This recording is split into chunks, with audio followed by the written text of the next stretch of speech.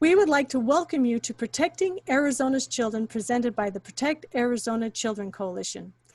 My name is Lisa Fink, president of the Protect Arizona Children Coalition, and I am joined by my co-presenter, Bernadette Gruber, who is a part of our leadership team. Today, we are going to talk about sex education. But first, I would like to tell you a little about the Protect Arizona Children Coalition. We work to protect the health and innocence of children because children are going to grow up to be the next generation of parents and families. And if they're prematurely sexualized, it makes it very hard for them to form stable families, which are the fundamental unit of every society in Arizona, here in our nation, and across the world. So we work to stop the sexualization of children. We are also for parental rights. Parents, not the government, not the schools, possess the fundamental constitutional right to direct the upbringing and education of their children. Our efforts are to protect those rights. But before I get started with the presentation, I would like to make two very important clarifications. The first one is that we are not against sex education. What we are against is a very specific form of sexuality education called Comprehensive Sexuality Education, or CSE. Family Watch International, a coalition partner, has identified 15 harmful elements commonly found in CSE programs. We will point out several of these elements throughout the presentation. All the social science data that we find shows that if children are prematurely sexualized, and that doesn't matter whether that is heterosexual or homosexual activity, that they're going to have negative outcomes. In fact, the Center for Disease Control released the Youth Risk Behavior Survey Data Summary and Trends Report showing that children who have sexual contact prematurely have negative outcomes in almost every area you can look at. That's because their brains are not fully developed. They're not ready for all the psychological implications of sex and negative physical implications that happen with STDs and potential teen pregnancies. So that brings me to my next clarification. We are for all students, and that includes straight students and LGBTQ students. What we're against is what many of these programs are teaching about both heterosexual sex and homosexual sex, because it is harmful to children. Those who are after their hearts and minds know that if they raise up the next generation in some of the radical gender and sexual ideologies, that they will have the future leaders of our nation and the future families of the world. In order to understand why CSE is so dangerous, it is important to know who is behind it. Here is the International Technical Guidance on Sexuality Education that came out in January of 2018. And it is backed with the firepower of all of these UN agencies, including UNICEF and the World Health Organization. So the UN agencies aim to tell the whole world, all the school departments all across the world, what they're supposed to teach about sexuality. And notice that the subheading says it is evidence-based approach. We will show you that it is not true. And the international guidelines start off with redefining abstinence. Understand that abstinent means choosing not to have sex or deciding when to start having sex and with whom. So now, instead of abstinence meaning to avoid sexual activity, it means who you are going to have sex with and when. CSE promotes that children have the right to choose when and with whom a person will have any form of intimate or sexual relationship, and that each person's decision to be sexually active should be represented at all times. Keep in mind, we are talking about children of minor age in the state of Arizona. It is illegal to consent to sex under the age of 18. They need to explain how someone's gender identity may not match their biological sex. They plant the seeds that children could be born in the wrong body. And they need to know that engaging in sexual behavior should feel pleasurable. Sexual pleasure is a major theme in CSE. There are no conversations about love, respect, or marriage. It is all pleasure-based. This is all found in the manual stating what CSE programs should look like. So according to international guidelines for sex education, it is necessary to differentiate between the values that they hold and that their parents or guardians hold about sexuality.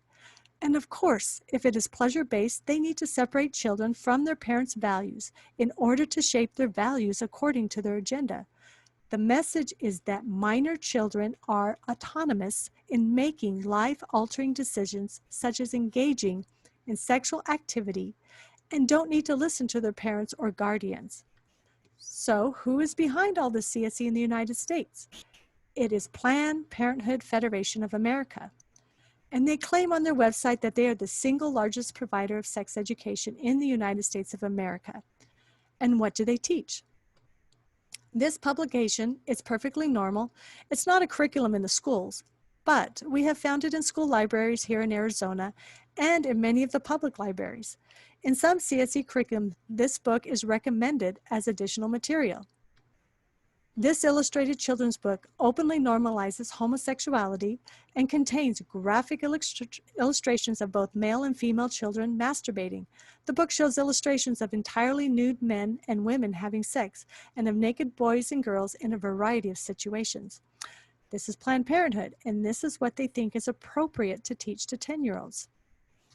Beyond Magenta is a book that has been found in school libraries across the state of Arizona. It is written for transgender teens, featuring descriptions of children performing sex acts with adults. It references adults having sex with children 6, 7, and 8 years old. Sex with adults is referred to not as abuse, but as just curiosity sex. Pedophiles are masturbating to a young child, a first grader having oral sex with guys and loving it. Again, illegal acts being described as normal and indirectly teaching consent to minor children. We have found this book in more school libraries than the book is perfectly normal. Who is protecting our children? Advocates for Youth is the youth partner for Planned Parenthood. They are here in Arizona and they are pushing comprehensive sexuality education. You have to stop and ask yourself, why the largest abortion provider, Planned Parenthood, is also in the business of providing comprehensive sexuality education to our children. When you look at the trainings they offer, you begin to find the answer to that question. During the COVID-19 lockdown, sex ed has gone online. Here you can see the different online courses that Advocates for Youth provided. Notice accessing sexual health care without a parent. Planned Parenthood and its affiliates consider parents as obstacles or barriers to abortion, so they undermine parental rights. In addition, there is a webinar about how abortion is essential. They called this series At Home Activism with the subtitle Youth Demands in the Pandemic. Through Amaze, Advocates for Youth have launched their educational videos. Here is one of their videos normalizing porn. Lots of people watch porn, the narrator exclaims. After all, it's right there and it's free. And anyway, many people are curious about this sex stuff. Notice this is for young people ages 10 to 14. Studies have shown that porn is highly addictive and has negative and detrimental effects on the brain and behaviors of youth. The National Center on Sexual Exploitation also observes children exposed to porn are inclined to engage in sex at younger ages, opening them up to higher risk of developing sexually transmitted diseases and pregnancy. Are you starting to see how children are being sexualized? On this slide, we would like to introduce you to ETR and Associates. If you're wondering who ETR and Associates are, well, they were formerly the publication arm of Planned Parenthood of Santa Cruz. ETR is now the publisher and clearinghouse for Planned Parenthood approved CSE curriculum that claims to be evidence-based and comprehensive. That concludes our overview portion, and now Bernadette Gruber will explain what is happening here in Arizona. So what is happening in Arizona? Is CSE in Arizona? We will take you from the northern part of the state to the southern part of the state to show you where Planned Parenthood and CSE have infiltrated our schools. According to the Planned Parenthood of Arizona 2015 annual report, Planned Parenthood intentionally targeted 7 of the largest school districts in the state. Their goal? To get CSE in every school district throughout Arizona. Their stated strategy was to mobilize parents and students to demand CSE at school board meetings and to use school boards and school districts to dismantle state law that they considered an obstacle to CSE. Note some of the school districts they name in this report: Creighton Elementary School District, Phoenix Union, and the Sunnyside Unified School District. This is from the Arizona Department of Health and Human Services. It lists out some of the CSE curriculum that have received federal funding in Arizona. Making a Difference, Making Proud Choices, and Reducing the Risk are just a few of the curricula on this list. In Apache County, which is the northeast part of Arizona, Making Proud Choices curriculum is the curriculum being used there. You see the link at the bottom that reads Teen Reproductive Health Information. When you click on that link, it takes you to the Center for Disease Control and Prevention website. That should be safe, right? However, this is what you find for teens. The CDC is referring teens to Planned Parenthood, MTV, and sex, etc. Notice it says Planned Parenthood abstinence. Now, we already showed you that CSE curriculum redefines abstinence. So instead of what you would typically think an abstinence program would be, it talks about outer course. It also, if you explore sex, etc., under pregnancy, they refer you to Planned Parenthood and teach you how to circumvent the abortion parental consent laws that exist here in Arizona. Here is an excerpt from Making Proud Choices. Notice ETR in the bottom corner. In this lesson, they have cards that children are supposed to line up in the right order, showing, for example, a penis in various stages of arousal, and the kids are supposed to line them up in how and when you put on the condom and what to do. The children also learn about orgasm. And then they learn that if a male loses his erection after putting on a condom, the instructions are to continue playing and stimulate one another, relax, and enjoy the fun. By the way, did I mention that this is for children as young as 12 years old? This is one of the programs that we found in Gila County, which is northeast of Phoenix, including the city of Payson. They are implementing Reducing the Risk. Reducing the Risk scored 15 out of 15 according to the harmful analysis. It is for ages 14 through 18. And notice again, the former printing arm of Planned Parenthood, ETR and Associates, is the publisher. Reducing the Risk is also utilized in the Phoenix Union School District. Here are 3 examples of harmful elements found in this program. First, it undermines parental rights by teaching children that they don't need parental permission to get birth control, and that no one needs to know that they're going to a clinic. I find it interesting that even my son needed parental permission to simply get his wisdom teeth pulled, and school nurses cannot give a child an aspirin without parental permission, but it doesn't seem to matter when it comes to birth control. Then they changed the definition of abstinence to only include behaviors that lead to pregnancy or STDs. It also teaches children how to consent to sex through various role plays. This is problematic on a couple of different levels. First, from a legal standpoint, as we mentioned before, it is illegal for a minor under the age of 18 to consent to sex. It is actually a felony in the state of Arizona. In addition, consent is often taught under the banner of sexual abuse prevention. We are for sexual abuse prevention. We want all children to be safe and equipped to avoid sexual abuse. However, the methodology to teach children how to consent to sex as a sexual abuse prevention tool is troublesome. Sexual abuse prevention should include equipping children with refusal strategies and teaching them to recognize grooming tactics used by predators to manipulate them, not teach children how to consent to sex.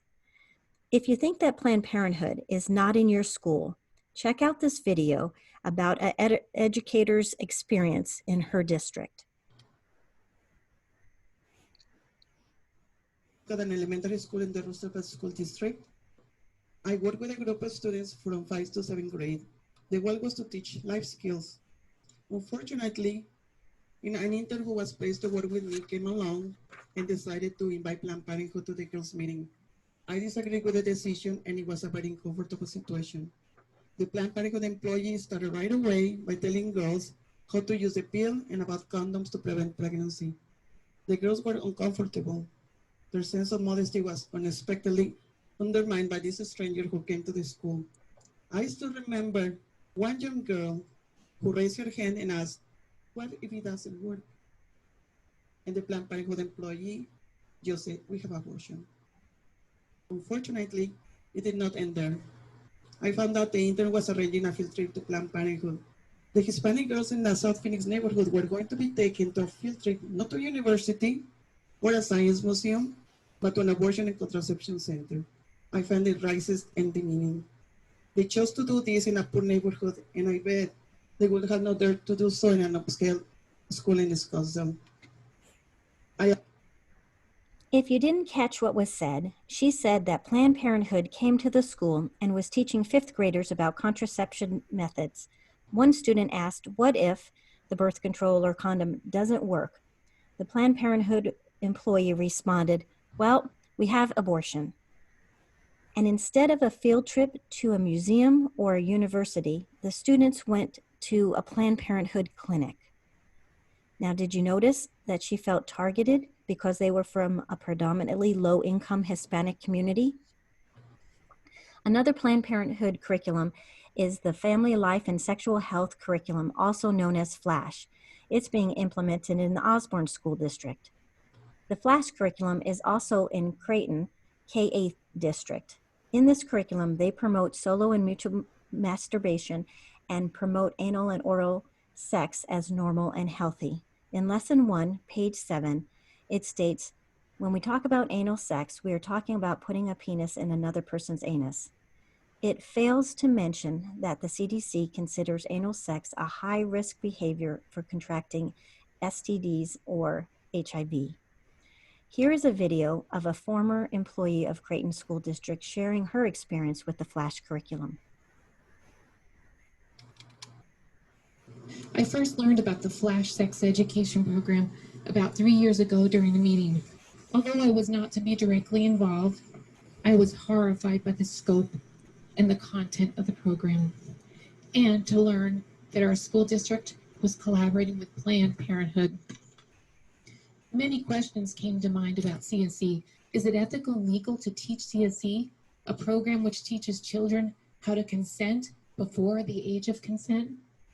Is it appropriate and prudent to misuse the child's invaluable classroom learning time only to teach an agenda-based view on human sexuality? In an era where Arizona schools are suffering due to teacher shortages, poor student learning outcomes, does a school respect a child by attempting to erase the mores of his culture and put him at odds with his own family? Instead of truly tolerating the culture of each family, CSE embraces an ideology that indoctrinates the innocent while disregarding the beliefs of its students. CSE sends a damaging agenda into the home, disguised as education, like a Trojan horse, only once passing through the front door, inside ready to attack the very core of the family, its precious children.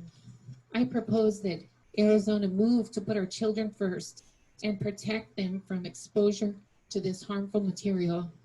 I challenge everyone here today listening to read the complete curriculum, not just the overview.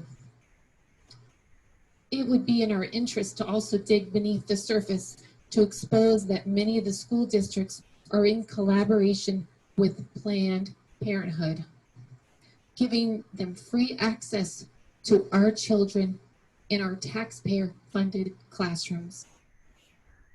I first learned about the FLASH. Some school districts have created their own CSE curriculum that are just as harmful. In the Cave Creek Unified School District, they removed teaching about topics such as menstruation cycle and its purpose, which seems pretty important, and continued to remove other topics such as positive and negative peer pressure and even abstinence. By removing abstinence from their curriculum, they appear to be violating the ARS 15-716 that states that sex education should promote abstinence. And then they added topics such as anal and oral intercourse, masturbation, homosexuality, bisexuality, and homophobia. Now we're going to move to the southern part of the state and take a look at what's happening there. Starting back in 2016, Planned Parenthood targeted the Tucson Unified School District, which is the second largest school district in the state. At first, Planned Parenthood showed up at school board meetings demanding CSE and the flash curriculum, but parents showed up and pushed back. So then over the next 4 years, TUSD worked on creating their own CSE curriculum. Parents continued to push back. Many found the curriculum offensive to their culture. However, on May 12th of 2020, under a stay-at-home order by the governor, via a virtual Zoom meeting, the TUSD School Board passed their new CSE curriculum. The 60-day review period required for all new curriculum was violated. So let's take a look at a few of the lessons. From the glossary, you can see that they created a new term called selective abstinence. According to TUSD, selective abstinence is choosing to have certain kinds of sex and not others. Sounds more like sexual activity than abstinence. They also use the term ally, meaning a person who is not a member of a marginalized or mistreated group, but expresses or gives support for that group. You may have noticed that that is not the Webster's definition of ally, but it is actually Planned Parenthood's definition of ally that is being used here in TUSD's curriculum. You will find much of the controversial material in the high school lessons. Here in the high school lesson number 4 on puberty and gender, they state that sex is assigned at birth, which is not medically or scientifically accurate. Sex is determined at conception, not assigned after you're born. They describe genetic sex as more than simply being female, XX, or male, XY, but rather on a spectrum, and they attempt to use syndromes as evidence that biological sex is more than just male and female. The problem with this line of thinking is that syndromes are disorders that stem from mutations in a gene or chromosome, not a creation of another sex. Besides, Turner syndrome only happens in females, and Klinefelter syndrome only happens or occurs in males. Now, this lesson teaches your whole identity is on a continuum, including gender identity. Then they ask students to plot themselves on the identity continuum. Again, this is not medically or scientifically accurate and plants seeds of confusion in the minds of impressionable students. We don't deny that gender dysphoria is real. Students experience gender confusion deserve compassion and should be treated with respect. No child who self-identifies as transgender should be bullied or mistreated, but attempts to prevent bullying by adopting a sex ed curriculum that has the goal of normalizing or encouraging such identification is misguided and could have unintended consequences. The American College of Pediatricians states that gender ideology harms children.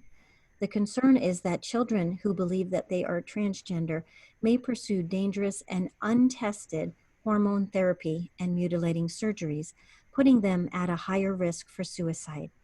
According to the DSM-5, as many as 98% of gender-confused youth accept their biological sex after normally passing through puberty. Unfortunately, that fact is not mentioned in the curriculum. In addition, there is an increased number of people who identify as transgender who regret their transitioning and are detransitioning. Even America's first non-binary person regrets his transition. Radical surgeries and therapies are not the right prescription for gender dysphoria, which in some cases could be the result of childhood trauma or abuse.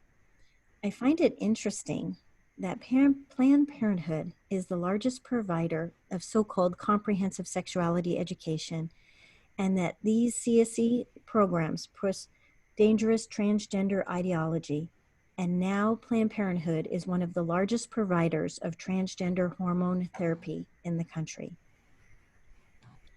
Now, back in 2015, the Sunnyside Unified School District partnered with Planned Parenthood and created a coalition along with Teen Outreach Pregnancy Services and Child and Family Resources. They called themselves the Tucson Teen Pregnancy Prevention Coalition. They were awarded a $4.3 million federal grant over 5 years, and they received that money to implement Planned Parenthood CSE curriculum across their district. As you can see, they are using Making a Difference in middle school and reducing the risk in high school. We already talked about some of the harmful elements found in these programs previously, so I won't repeat those. Now here, Planned Parenthood was also pushing in the Sunnyside School District their flagship curriculum that was created by Advocates for Youth. It's called 3Rs, or Rights, Respect, Responsibility. It scored 15 out of 15 on the harmful elements analysis. To make the curriculum gender inclusive, they provided the following instruction for all lessons starting in 6th grade. You may notice language throughout the curriculum that seems less familiar, using pronoun they instead of her or him. Then they go on to instruct teachers to use gender-neutral names in scenarios and role plays by referring to someone with a vulva versus a girl or a woman. In the Lake Havasu School District, they had been teaching sex ed curriculum for 10 years that was not approved by the school board, and parents were not notified or even aware. The district even had certified that no sex ed curriculum was happening in their district. In the meantime, they had violated numerous state statutes. It took parental intervention and legal action to stop the sex ed curriculum from being taught. Proponents of CSE state and claim that it is medically accurate and evidence-based. Let's see if that is true. The Institute for Research and Evaluation is a nationally recognized independent research and evaluation company researching the efficacy of school-based comprehensive sexuality education for the past 25 years. In their latest report published in 2019, they evaluated 60 different comprehensive sexuality education studies, and they found that CSE programs had an 87% failure rate in achieving the stated goals of decreasing teen pregnancy, decreasing STDs, and increasing condom use. According to the Institute for Research and Evaluation, and I quote, "The research evidence indicates that CSE has shown far more evidence of failure than success in U.S. school classrooms and has produced a concerning number of negative outcomes. We recommend policyholders abandon plans for implementing CSE in U.S. schools and pursue alternative strategies to reduce teen pregnancy and STDs." Parents, not the school or the government, possess a fundamental constitutional right to direct the upbringing and education of their children. Every Arizona parent should be aware of the extensive parental rights they have that are protected in state law and their ability to freely exercise them. In public schools, parents can have access and review any material, which includes books, videos, and any other item used for instruction. Parents can opt out of any material that the parent would deem harmful or questions beliefs or practices in sex, morality, or religion. In the state of Arizona, districts do not have to teach sex ed. Sex education is not mandatory in the state of Arizona. But if a school does teach it, they must notify parents in advance and must obtain written parental permission for children to participate in sex education. They cannot teach your child formal sex education without your written consent. You have the right to, and we strongly recommend that you review all of the materials before you give written permission. Do not go by the outline that the school provides about the subjects being taught. We have seen transgender ideology hidden in a lesson on hygiene. Parents, you need to be aware that these topics are being taught in other subjects like language arts, history, and science. According to Arizona State Statute 15-102, the school must notify parents in advance, and parents have the option to opt their child out of that instruction. If not, the child will be taught the sex ed in that particular subject. As you can see, there are several laws that protect parental rights. This is a new law that will help parents know what their rights are in the education of their child in public schools. The law requires each school district and charter school in this state to prominently post on a publicly accessible portion of its website a link to the statutory handbook of parental rights. So what can you do? Sign the petition and then share it with your family and friends that care about this issue as well. Invite your organization or church to become a part of our Protect Arizona Children Coalition. Know your parental rights and exercise them. Let your voice be heard to your state legislators by signing up for the request to speak. Get involved at your schools and encourage other parents to do so. You can be a part of the solution by running for your local school board. The Protect Arizona Children Coalition is grateful that you have taken the time to educate yourself about comprehensive sexuality education and its effects on children. Please follow us on Facebook, Instagram, and Twitter and join the over 13,000 Arizonans in the fight to protect Arizona's children.